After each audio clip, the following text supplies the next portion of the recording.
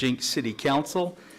Today is Tuesday, March 12th of 2024. The time is 6 o'clock.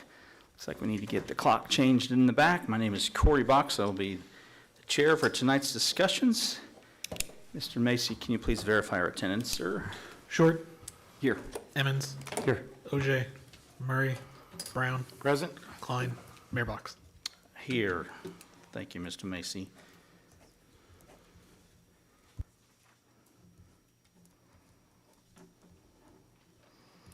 All right, for tonight's invocation, we welcome back Pastor Tommy Davis from New Directions International. Good evening, sir. I hear you got something going on in your church. Feel free to share. Good evening to everyone. Good evening to everyone. Before I give the invocation tonight, I wanted to share something that we're doing in our church on this coming Saturday morning, Saturday, March 16th, from 10 a.m. to 12 noon. We are having what we call Give Back Saturday, and we're just giving things to the community and want to just be a blessing to the community. So there will be a variety of things that we'll have in our church for people to come and browse through and just receive. We just want to be a blessing to people and wanted the community to know about that. So this coming Saturday from 10 a.m. to 12 noon at our church at 111 South 3rd Street here in Jenks, we're having Give Back Saturday, whereby we just give things to the community. We're just giving things away to be a blessing to whomever is in need. So if you know of anyone that needs anything or what have you, just send them our way on Saturday morning from 10 to 12 so that we can be a blessing to them. Thank you, Pastor. Appreciate that, sir. Thank you for letting me share that. You bet, you bet. All right, let's pray. Lord, we thank you for this meeting tonight. We pray blessings on this meeting. We pray blessings on our community. And God, we just thank you for continuing to bless the community of Jenks. Continue, God, to bless like only you can. We'll be forever careful to give your name the glory, the honor, and the praise. It is in Jesus' name we pray. Amen. Amen. Thank you, Pastor. Thank you. You bet. I pledge allegiance to the flag of the United States of America and to the republic for which it stands, one nation, under God, indivisible, with liberty and justice for all.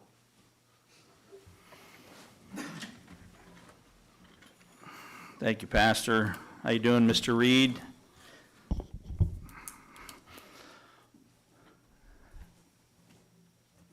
Good evening, sir. Good evening, Mr. Mayor. What you got for us?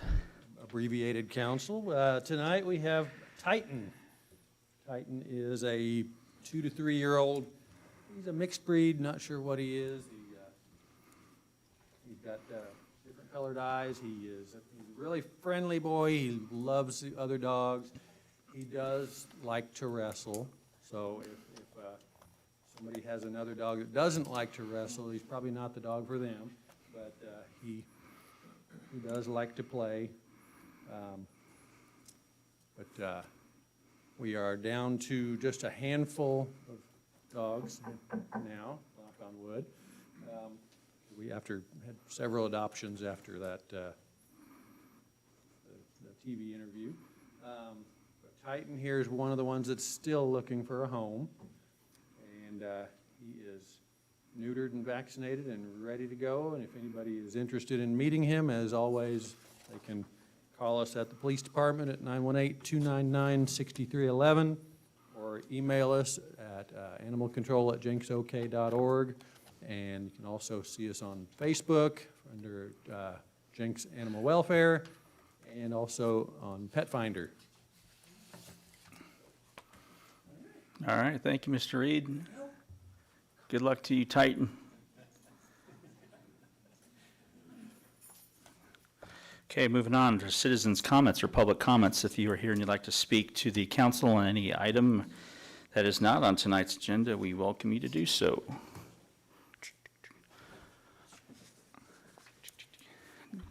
Doesn't look like it. All right, we'll close the floor to citizen or public comments. Moving on to tonight's general business. Item number 1 is consideration and appropriate action relating to our consent agenda. If anyone would like to pull items A through E, you may. If not, we can entertain a motion to approve them as they presented. Make a motion to approve as presented. Second. Thank you both very much. We have a proper motion and second on item 1. Let's vote, please. Short. Yes. Emmons. Yes. Brown. Yes. Mayor Box. Yes, sir. Thank you. Item 2, we will pull. Moving on to item number 3. Ordinance number 1672, an ordinance closing certain right-of-way and utility easements on the Oklahoma Aquarium Campus plat. The general location being 300 Aquarium Drive. We are on page 97 if you're following along, either on paper or electronically. And who are we speaking with? Mrs. Hilton. Good evening, ma'am.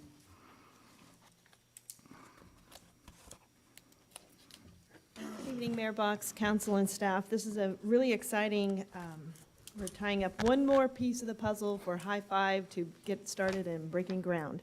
So what you have before you tonight is a right-of-way closure, and then ultimately we will vacate that at district court. When we built our new road that went south, we needed to get some easement dedicated, which you all have approved the easement dedication already, and this is just the next step to get the right-of-way that was not used during that process vacated, so that frees it up for development or whatever, whatever is decided on that parcel. So if you look on page 98, on the bottom zoning map, you can see the general area. Staff does recommend approval of this right-of-way closure with ultimate vacation of this unused right-of-way.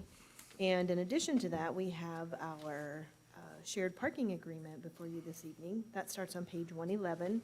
And if you read at the very top of that, it talks about the specific use permit 43, which is the document that established the aquarium campus and provided all the details of how things would move forward.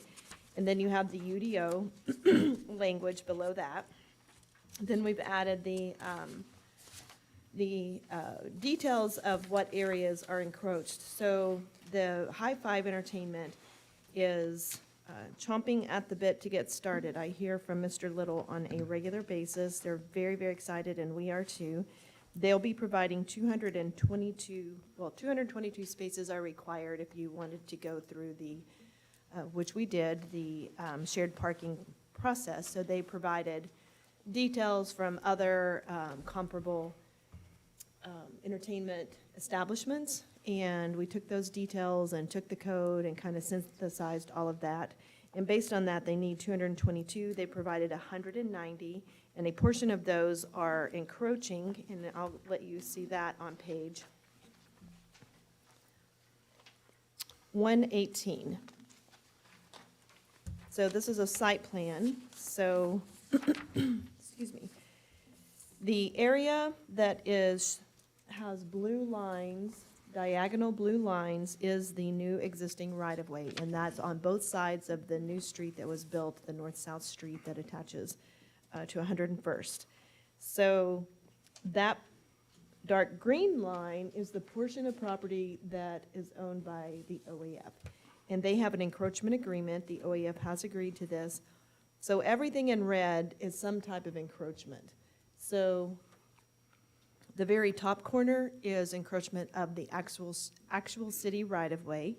And then if you go down, they're asking to build parking, so they'll build it and maintain it. And it is essentially on the east side of their property line on the OAF property. But as you can see by the diagram, that's a void space between the street and their property line. So it's a great place for parking. And then we asked them during the process if they would build additional parking along the street. And that is what you see also in red.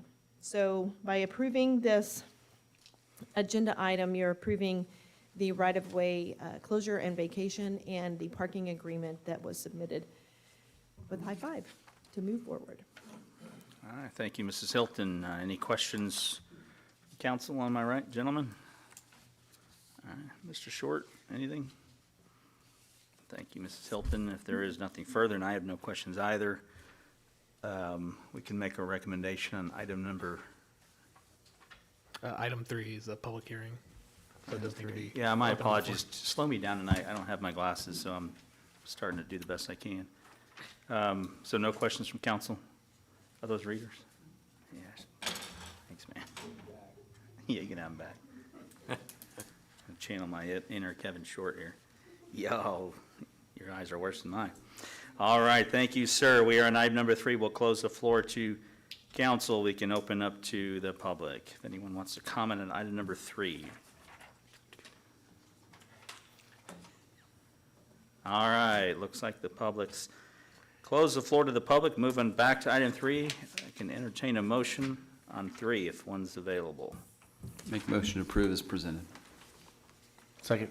Thank you both very much. We have a proper motion and second for approval of item 3, ordinance number 1672. Let's vote, please. Short. Yes. Emmons. Yes. Brown. Yes. Mayor Box. Yes, sir. Thank you very much. Moving on to item 4. Vote, please. Motion and a second, please, on item 4. I want to read the item first. Yeah, item 4, encroachment. Okay, yeah, encroachment and parking agreement between the City of Jenks and HD5 Entertainment LLC. Motion to Motions. approve. Second. Thank you both very much. Let's vote, please. Short. Yes. Emmons. Yes. Brown. Yes. Mayor Box. Yes, item 5, approved funding agreement for design and installation of multimodal trail along the west bank of the Arkansas River from the north limit of Jenks to approximately 104th Street with the Indian Nation Council of Governments, and authorizing the mayor to execute said document. The total cost of the project has been estimated to be $5.25 million. Federal funding approved an amount of $4.2 million, which is 80% of the total, and the city will contribute $1.5 million. The funding for this project is to be provided from the fiscal year 23-24 budget, also known as Jenks Vision Tax Projects Trail Connection to the River Crossing. We are on page 120. Good evening, Mr. Cloyd. Good evening, Mr. Mayor, members of City Council and staff. A little bit of history lesson on this item. If we go back to April 2022, INCOG and the Muskogee Nation submitted an application to the federal government for the Tulsa-Jenks Multimodal Safety Program as part of the Rebuilding American Infrastructure with Sustainability and Equity Program, or RAISE program. So for short, I'll call that RAISE from now on. If you hear the term RAISE, that's what it stands for. INCOG was awarded this project, and they entered into an agreement with the Federal Highway Administration. And INCOG's responsible for the management of the construction of this project, and the City of Jenks is a beneficiary and a subrecipient of the project. Therefore, INCOG created an agreement between the City of Jenks and INCOG to administer the funding, timing, and the federal reporting of the design and construction for this project. So the project's going to consist of a trail, and it's a multimodal trail. Unlike other trails that we have in the City of Jenks, this will be a 2-trail system. So we'll have an 8-foot wide trail for pedestrians, a 10-foot wide trail for bicycles, like you might see on the east side, on the Tulsa side of the river. And then this will go from the north. Jenks will be responsible for what extends from the north boundary of the city along the river all the way down to 96th Street, and then from 96th Street down to where the low water dam will be, approximately 104th Street. The description that the mayor read kind of reads through what the cost for the project is. It's estimated at $5,250,000. The federal government paying $4,200,000 of that, and we're paying the rest of that through vision tax funds. I've got some bullets within the memo about items within the agreement. It kind of explains how it works, where we're going to have a contract with an engineering firm. We'll pay the engineering firm. Once the design documents are completed, then we will put it out to a public bid. We'll pay the contractor, and then be reimbursed by INCOG up to a maximum of $4,200,000, and then we'll pay the rest out of the vision tax budget. So staff requests approval of the funding of this agreement for the design and installation of this trail along the west bank of the Arkansas River with the INCOG, and authorize the mayor to execute that document. Are there any questions about this item? Thank you, Mr. Cloyd. Any questions from council? Good thing. I had just one question. I apologize, I didn't ask this in advance. Thinking about this as a new financial commitment, are we tracking unbooked commitments for all of our projects as far as future funding to see how they may overlap with others? This was contemplated in the Vision 2025, basically project plans from 2015 and 16. So we had 16.7 million that we obligated for low water dam and river improvements. And I believe 11 to 12, off the top of my head, 11 to 12 million of that was for the dam itself. And then we had money set aside for this trail, money set aside for bank stabilization, and probably a couple other things I can't remember. So we've been planning for this project for a while and had a identified funding source. There are items that, you know, for example, 106th Street, we have the design funded, but we don't have the actual project funded, if that's what you mean by unbooked. And other examples would be Elwood Avenue between 121st and 111th, that we have funding for the engineering, but we don't have funding for the construction. And then 96th Street to 91st Street on Elwood, we have the funding, or no, we have the funding for engineering, but we don't have the funding for construction. Another example would be the 106th Street force main and lift station.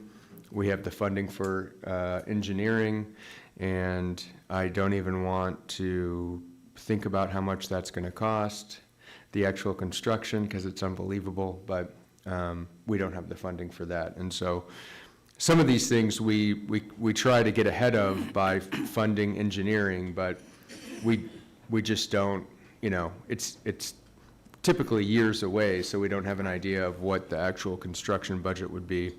In this case, we did say that we were going to set aside something like $1 million or more for this trail. So thank goodness INCOG was able to get federal funds, because otherwise we'd be spending a lot more.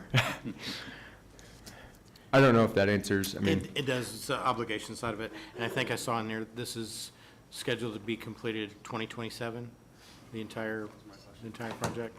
We have to spend the funds by sometime in 2028. Okay. So that's engineering and construction. And it might actually be good when we get into our next round of budget discussions to maybe kind of chart out all of those obligations on engineering and construction, just to let us know what we need to be looking at in advance. Just a request. We don't have a big enough whiteboard. It's a huge number. Chief, thanks for turning on the air. Really appreciate it. Yeah. All right, any other questions for Mr. Cloyd?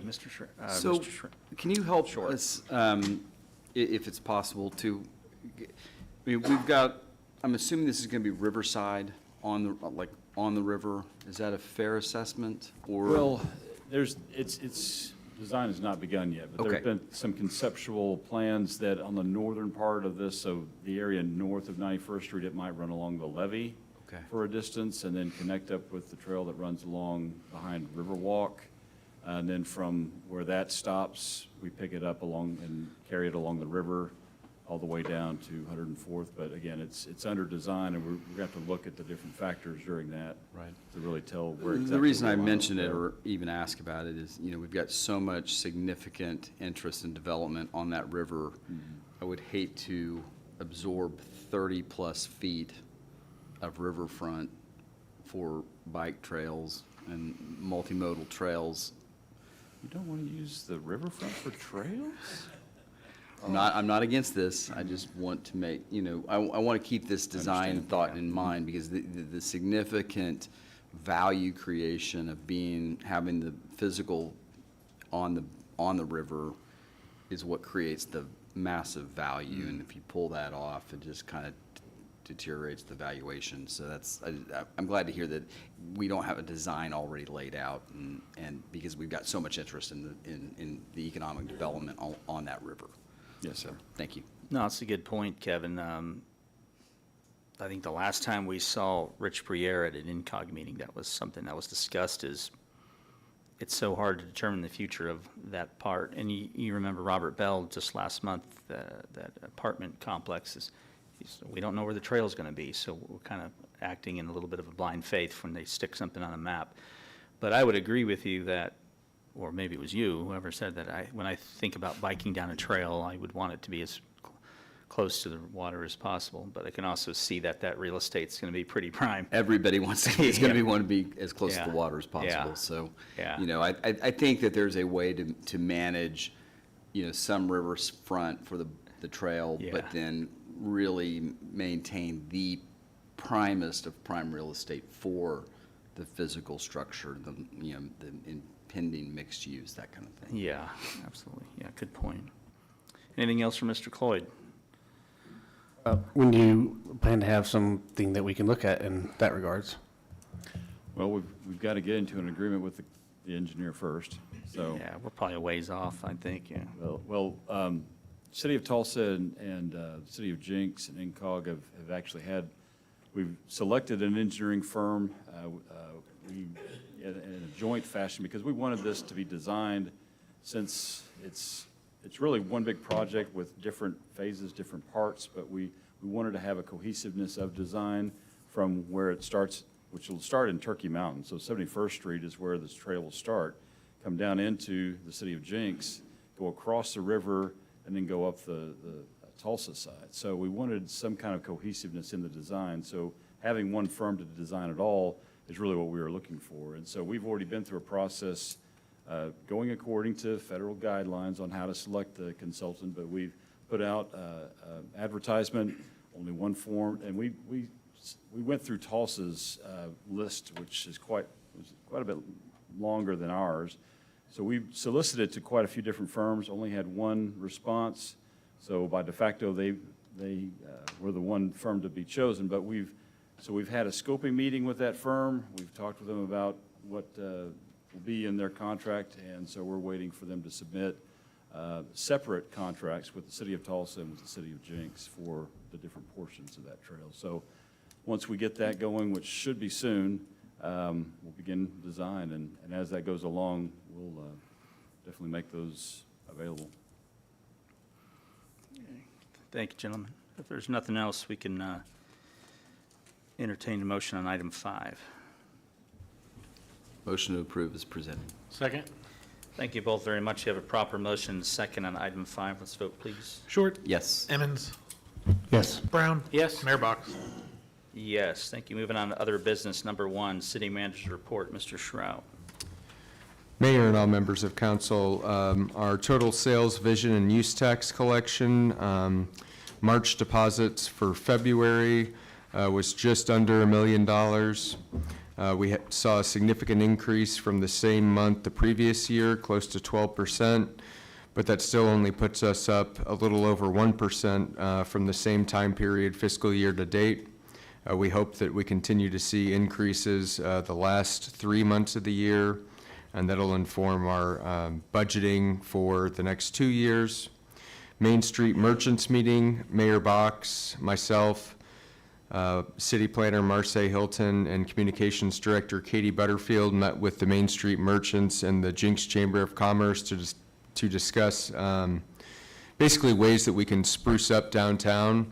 A lot of those things were relatively inexpensive, but I think when you kind of back out and look at a higher level view, the Main Street or downtown master plan will have quite a bit that will inform how much we'll need to be spending down there. Leadership Jenks members, the Jenks Chamber, Councilor Brown, all volunteered their time at the beginning of March to clean up and repaint the downtown trash cans, benches, power wash the sidewalks, and they were able to collect over 1,000 pounds of food that was donated to the food bank, so I think that's pretty impressive. We have a meeting with Tulsa County and Glenpool to talk about Peoria Elm from 131st to 141st later this month. Obviously, we have a big project coming up that will improve Peoria from 111th to 131st, and so I think Tulsa County, that is responsible for Peoria from 131st to 141st, wants to know what's going on and know what they need to do planning-wise, and any improvements that the three of us can jointly make and fund moving forward. Then we have Fire Station 1 is out for bid as of today. Yeah, so. And we expect to bring that to the city council possibly the first week of April. And we think we have a funding mechanism for that we'll explain.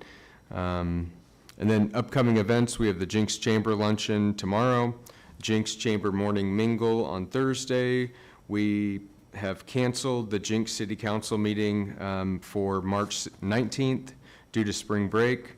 There's a lunch with Jim Bridenstine. I did not put the date, unfortunately, but that is coming up. I'll email that out if it hasn't gone out.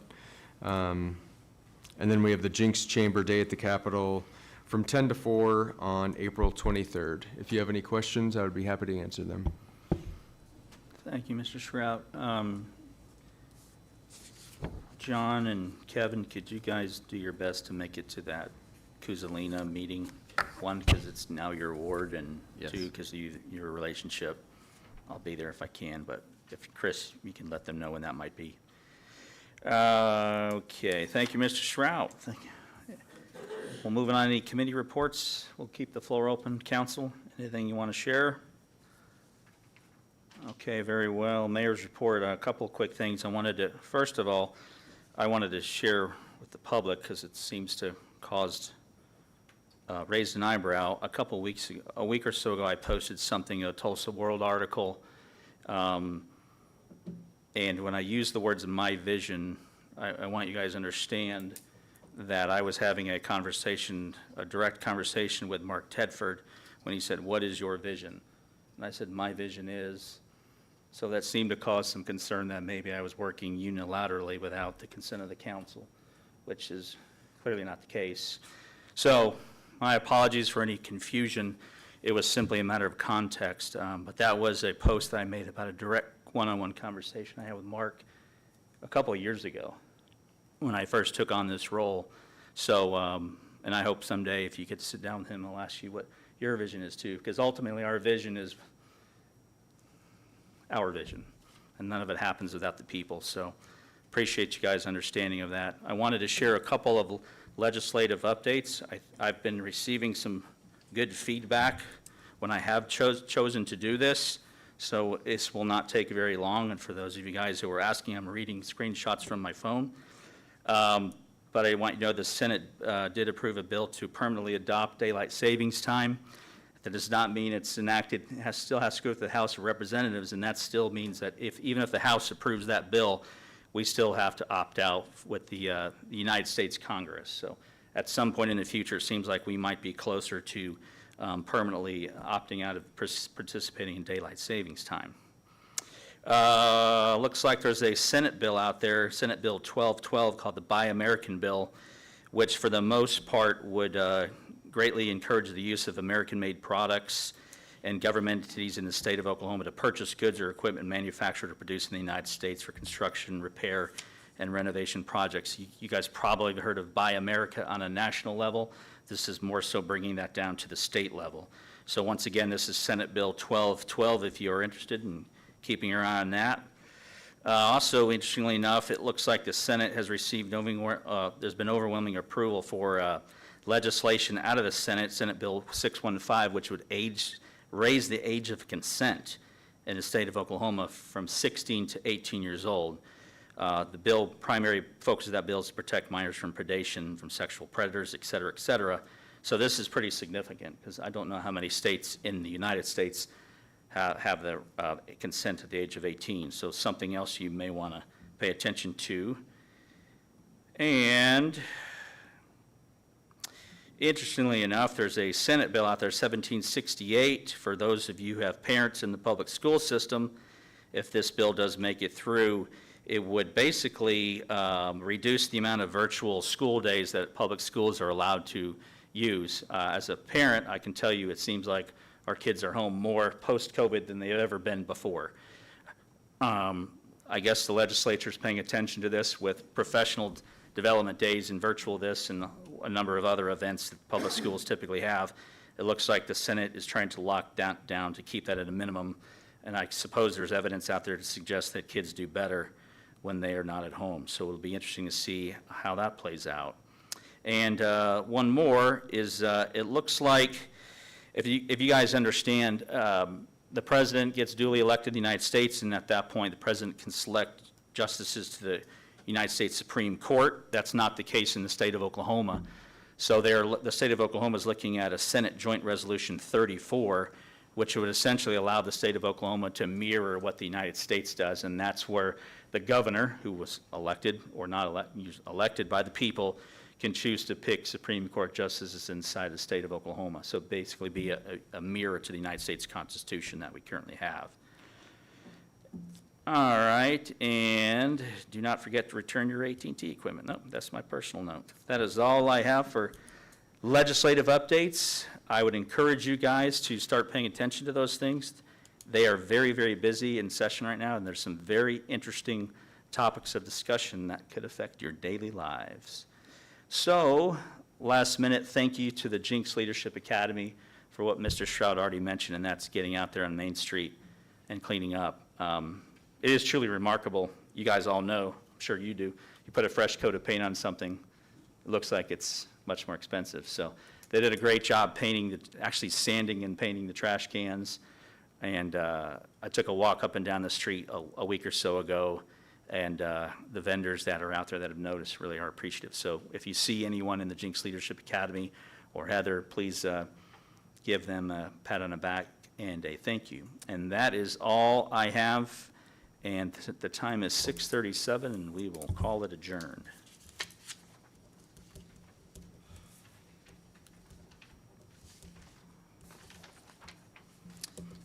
All right. So are we talking about doing away with daylight savings time? We'd probably be in daylight savings.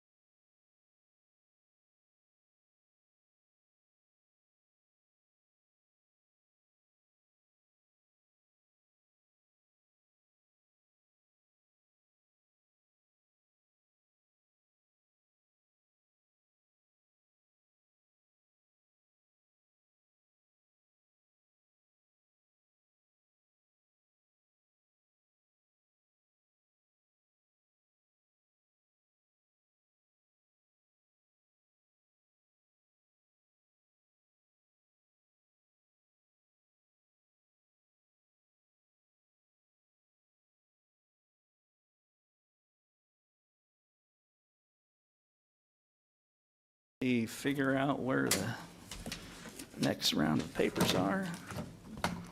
We will call to order tonight's special scheduled meeting of the Jenks Public Works Authority. It is 6:40 p.m. Roll call, please. Short. Here. Emmons. Here. OJ. Murray. Brown. Here. Klein. Chairbox. Here. Thank you, sir. Item number 1 is the consideration and appropriate action relating to our consent agenda. I am going to ask that we pull letter D from the consent agenda for D as further in- discussion. Would D as anyone in- else like to? Delta? D as in Delta. Yeah. If anyone would like to pull E, we can, or we can entertain a motion to approve item 1 minus letter D. Make a motion to approve the consent agenda minus letter D. Second? Thank you both very much. Let's vote, please. Short. Yes. Emmons. Yes. Brown. Yes? Chairbox. Yes. Item D. Approve the award of contract for the Outlet Drive Roundabout Project to Cherokee Pride Construction out of Sapulpa, Oklahoma, in the total amount of $341,151. Funding to be paid by the fiscal year 23-24 budget, which is known as the Jenks Public Works Authority Insurance and Risk Management Roads and Bridges. We are on page 60, and Mr. Cloyd, the reason we wanted to talk about this is my wife hates this roundabout. I know for a fact many people hate the roundabout. I've heard people say that it's going to be a site of multiple car crashes and pileups, and it's going to be pure Armageddon. I know we've had internal discussions over the last year or two, and Simon seems to think it's the best roundabout they've ever made and designed. The people of Jenks don't feel that way. Ultimately, public safety is the highest priority we have, and this has a $300,000 price tag. So I thought maybe you could share us the intimate details of what's going to happen to this round circle. Yeah, let me start off by kind of going through, in less dramatic terms than what you just stated, the why staff has some concerns about this roundabout. There's been some concern by staff about the functionality of the roundabout, and it sounds like the citizens as well. The current configuration of the roundabout allows 2 lanes of traffic to progress around 2/3 of the roundabout.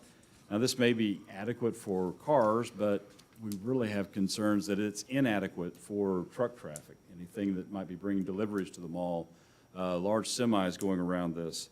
What's also not good is if those semi-trucks went up upon that paved area that's in the middle of the roundabout, that you've got an area of grass and then you've got an area of pavement that's there. Currently, there's a barrier curb, which is like your normal street curb. It's a 6-inch curb that's got a pretty flat face to it.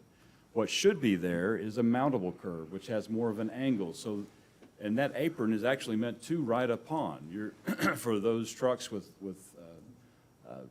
different turning radiuses, it's meant for that apron is meant to be rode up upon, but not with a mountable curb. So the wrong type of curb was installed to begin with.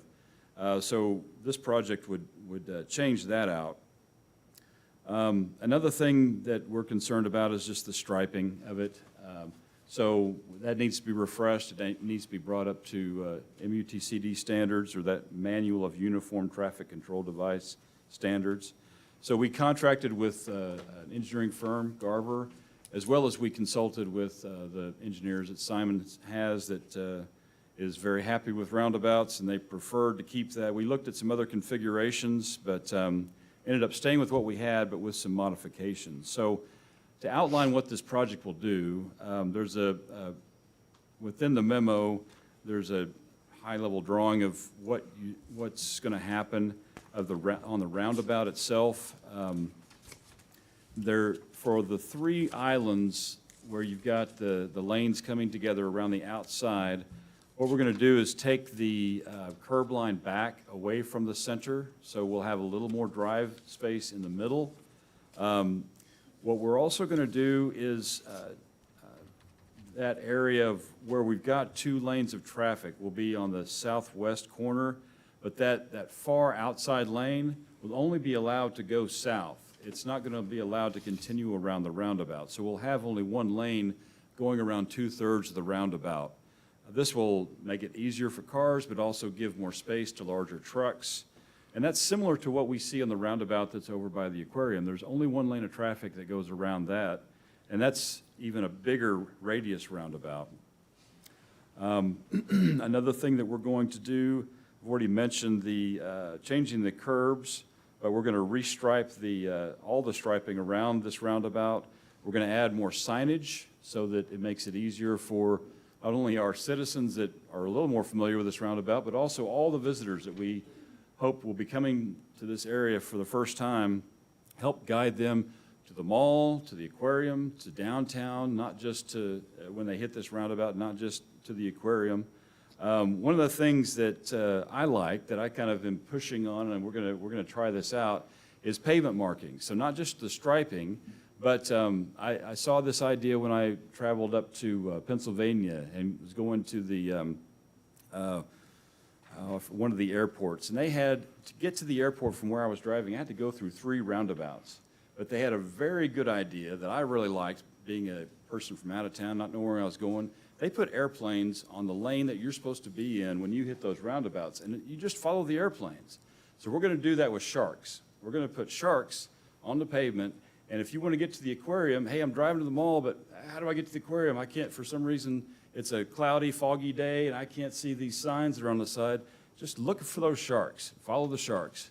And it's not just around this roundabout. We're going to put some sharks on the north side of the turnpike as well, so once people get to the other side of the turnpike, they can keep following those sharks right to the aquarium. And we're really going to hope that people know we have an aquarium. Because otherwise, they're going to wonder, what on earth? So if we have a picture of a shark and then it just says mall on the other, On the other, yeah.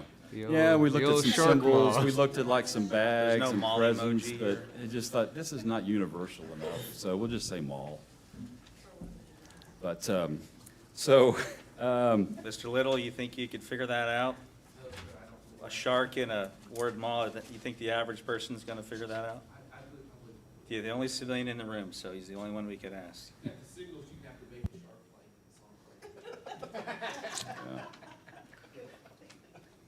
So this is, since I've been with the city of Jenks, this is one of the first projects where we've actually put in a penalty clause on timing. So I put the wording of that in the memo, but basically we're requiring the contractor to get done in 45 days for the work they've got to do.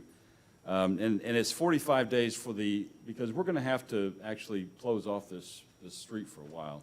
And what I'm saying, we'll close to through traffic up to where, there's some residents that live just west of this. So they'll still be allowed access, of course, to their property, but from there on, we'll have to block that off and block it off coming from the other direction. So obviously you're saying, well, what about, we're still, building the mall. We're still having to stock the stores and all that's coming up pretty soon. There's two other places where they can come from. Well, primarily one other place right now, and that's the drive-through underneath the expressway, kind of midway to the mall. So that's going to be a primary place for them to access the site. And I've been working with Simon Outlet Mall on the timing of that, and they're working with their contractors and employees to prepare for that. Also, as Lewis Avenue gets constructed on the east side of the mall property and connects up to our existing road, that will be another access point that can open up for them to access the mall site. So, so what we did was we advertised for this project after the design drawings were done. It was advertised on February 13th. We opened bids on March 5th. We had 5 different contractors respond to that bid, and the low one was Cherokee Pride Construction. So they've won a lot of our projects recently. So I had a meeting this week with Cherokee Pride Construction because I wanted to make sure that they understand the gravity of what we're dealing with here and that they have the manpower, they have the capacity, and they assured me, of course, that they did.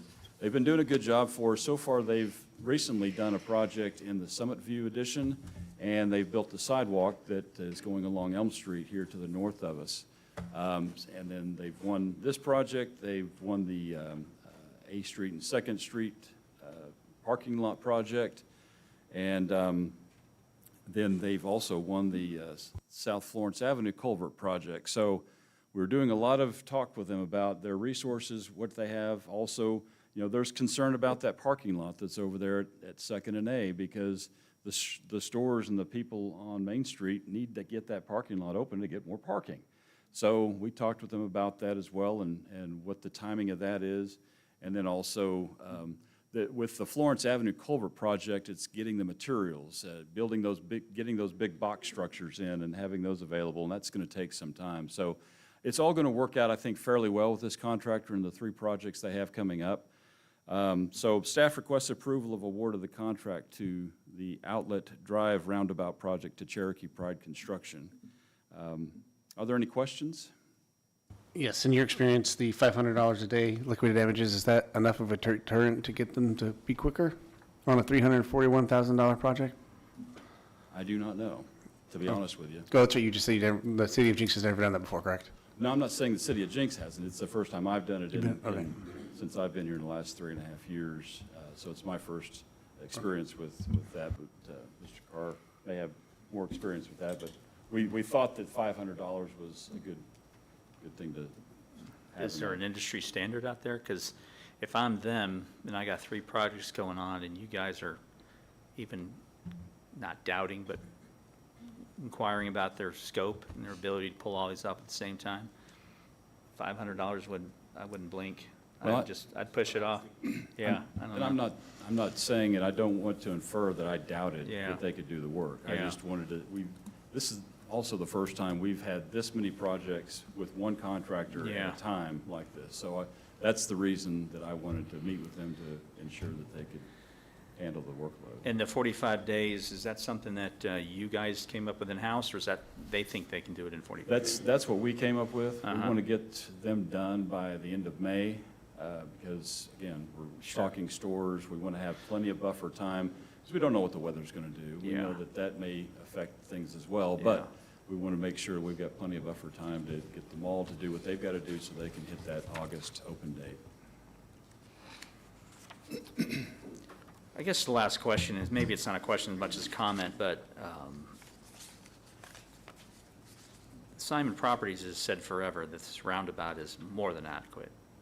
And those are my words. And I think we all agreed it wasn't. And now the Jenks taxpayers are on the hook for $300,000 plus. I think this is certainly a very high priority, but I also kind of feel like at some point we need to not forget the fact that we probably should have done this, or they should have done this right the first time, because now we are paying for this 100%, right? Yeah, and if Yeah. I could just, I mean, Go- you know, you get the gist of my thought I process totally here is understand. I totally The understand. average resident didn't think that was adequate, and I get it, we're just average people, we're not engineers, but for the most part, if we put it to a vote, that thing would be redesigned, and now we're looking at $300,000. I say we pay for it, because the safety is the most important thing, but I also think it's $300,000.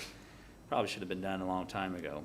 and if I could just, Yeah. I think it would actually help the citizens understand is that the bonds that the citizen, or the bond vote the citizens approved, I believe, was in 2013.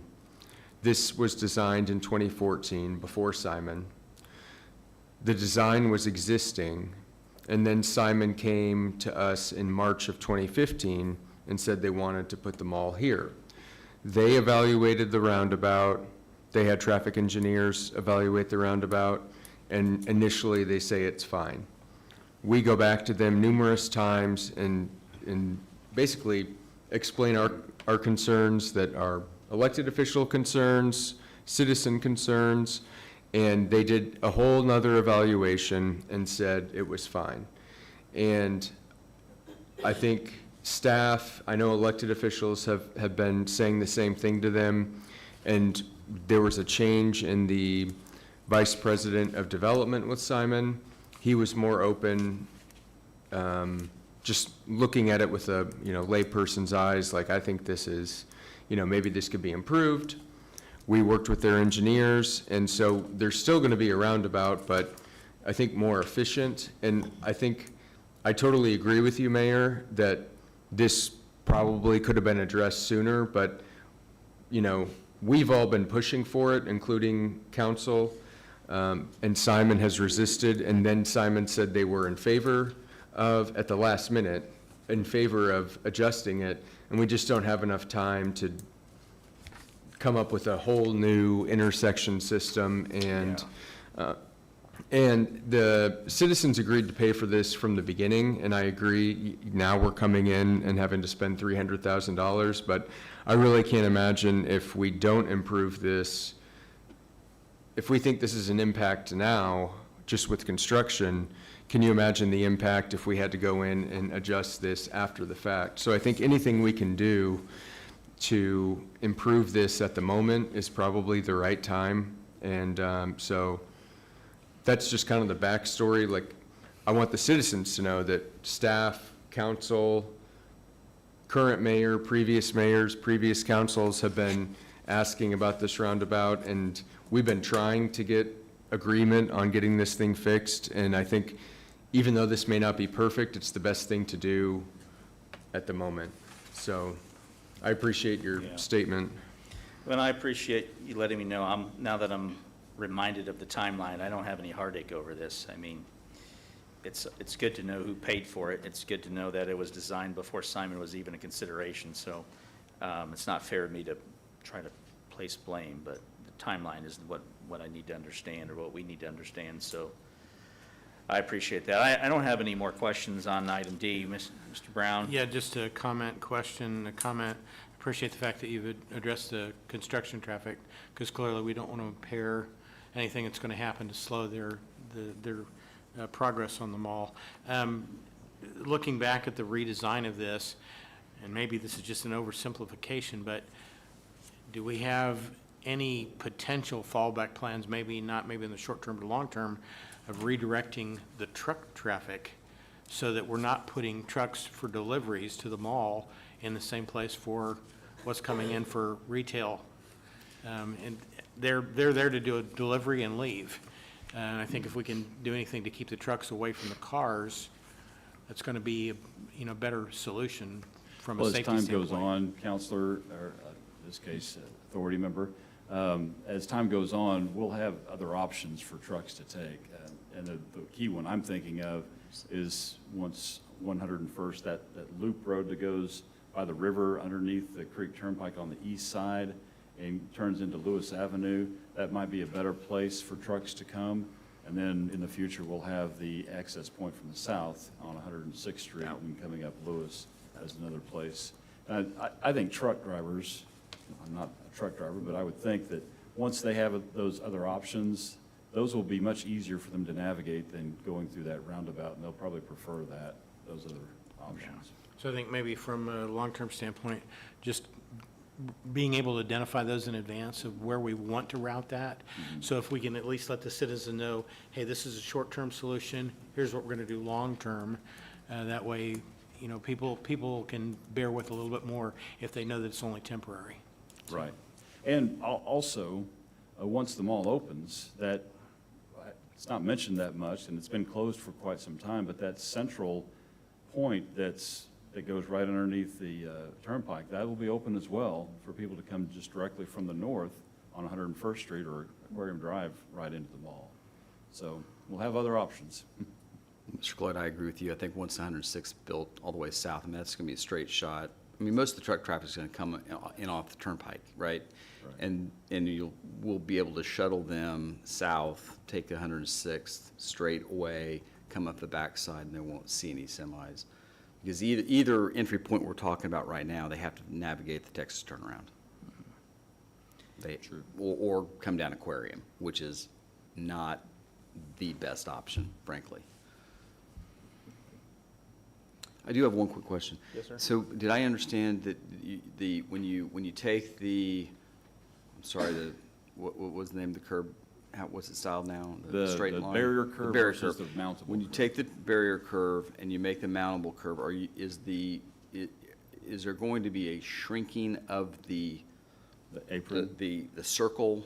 that paved area, now we'll still have that same paved area in the middle. Right, but will you encroach the mountable more into that, or is it going to just come straight where the barrier curb is? See what I'm saying? Not necessarily. So- Are you saying, is there more depth to a mountable curve versus a barrier curve? Yes, is it going to From the face basically of the take gutter? the barrier curve ring and will the mountables encroach and make the lane basically bigger? Is the diameter of the roundabout going to stay the same, or is it going to be shrunk? Right. It's going to stay the same. Okay. We're not making it any smaller. Okay. we're It's just the making it slope of the That curve. existing curve is Right. just being cut at a 45, yeah. more- Right. Okay, thank you. And if there, I have to look at the details because I haven't memorized the details, but if that back side of the curb changes at all, it's just moving in a few inches. So And I'm that's fine all. with it. I mean, Yeah. I think the opportunity to shrink that diameter would be, a good one to take to widen out that lane. Because that is the rub, I think, with the average driver, is that when you are going north around this kind of the south leg of the roundabout, it's awfully tight right there. And I understand, I totally agree with the mountable. I think that's a great solution. I'm just suggesting maybe if we have an opportunity to narrow that in a little bit with the mountable curb, then take the opportunity. And the other thing that the drivers will see, because the curbs for those islands that come in from the outside, those are moving out a little bit. So that's something else that drivers will feel like they've got a little bit more room. And it's no longer two cars side by side going all the way around it. It's, one's going to get lost, and there's only one car that's going around the rest of it. Thank you. Mr. Cloyd, Mr. Mayor, just a thought, this would be a discussion with Simon, but I'm thinking back to my experience in Kabul, when all the traffic would come in, the jingle trucks from Pakistan through Nangarhar on the east side of Kabul. Basically, we had an ordinance where the trucks could not enter the city before a certain period of time, so maybe we can work with Simon to say delivery for trucks during an interim period of time, once we get, things open, maybe we restrict the truck traffic during peak shopping. The reality of retail is they're going to want to have the stores restocked and closed during before business opens. Right. They're not going to be restocking But during the day. again, maybe we work with them to say, we don't want the trucks coming in during business hours. I'm open to do that, but 7 years here, nobody listens. Yeah. Yeah, And and we we can't have- chase them all down. Of course, in Kabul, you break the rules, you get your hand chopped off. We can't do that here. So, a little different scenario, but. But with the Phillips 66 terminal, there's tons of trucks. Kimberly-Clark has over 110,000 semi-deliveries a year. We can tell Kimberly-Clark and we can tell Phillips 66 anything we want, and they can tell the trucking companies anything they want. The trucking companies the truck drivers kind of do whatever they're going to do. I mean, Teamster trucking or somewhere, right? yeah, well, and the issue is Kimberly-Clark may honestly tell them, like, hey, please don't do X, Y, Z, but you have all these independent trucking companies that are delivering goods that are not, they don't answer to Kimberly-Clark or they don't answer to Phillips 66. And so the best of intentions, you tell independent contractors that live somewhere else, they just want to make the delivery and be done. So I totally understand what you're saying. It's just we've dealt with this for as long as I've been here, and I think it goes back many, many years. It's just a really difficult kind of situation. I know that we can have ordinances on specific streets where trucks can go or not go, and we even have no truck signs up on, I think it's 141st, 131st too, and they just follow GPS, and it's kind of difficult, but. We got somebody in the room that has a black and white vehicle and a badge that could help enforce that. But to your point,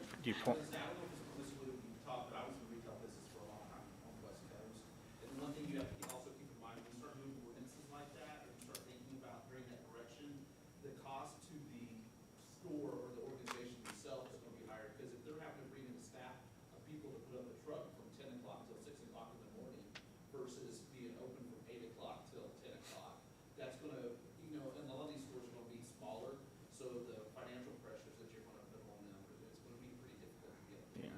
So, and I'm the one that's always against development, right? And I'm here, for the guys, for the retail operations, because that would be realistic, and I apologize if I was out of line. but to your point, though, I take back what I said. I do agree that it's difficult to enforce anything, but now that you've got me thinking of Afghanistan and Iraq, I know we can enforce it. We just have to have the will. We would have to have a campaign with support from the police department where we sit out there in front of Conoco and we hammer them routinely for weeks until the message is loud and clear. And granted, it's done to drive home a point. The word travels pretty quickly, and then they forget for 6 months, and we go out there 6 months later and we do the same thing for a week. So, if the council has the will, I think the only time we would ever really need to do that is if we find ourselves in whether safety is an issue. but to the public's point, we don't want to make it difficult for the retailers to survive, especially in this economy, so.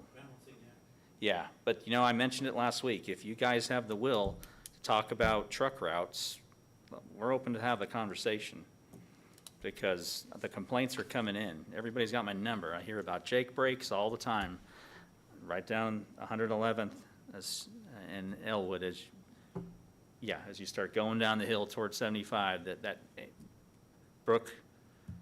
Brookwood, it's the Jake break capital of Jenks, and they're sick of it. And if I lived there, I know what I would do if I were a citizen. I'd be hounding him to death until there was a police car out there pulling people over and saying, if you hit your brakes out here, we're going to keep hounding you in a professional, courteous way, because our residents are more important than a truck delivery. Yeah, so, good point, Mr. Brown. Anything else from council for Mr. Cloyd? All right, we were on letter D of item number 1. If there's no further comment, we can approve the contract if there's a motion to do so. I'll make a motion to approve as worded on letter D. Second? Thank you, gentlemen. We have a proper motion and a second to approve item 1D. Let's vote, please. Short. Yes. Emmons. Yes. Brown. Yes. Chairbox. Yes. Moving on. Last call for Mr. Shrout, General Manager's report. Anything else, sir? No, sir. Okay. And looks like no chamber report tonight. All right. Very well. It is 7.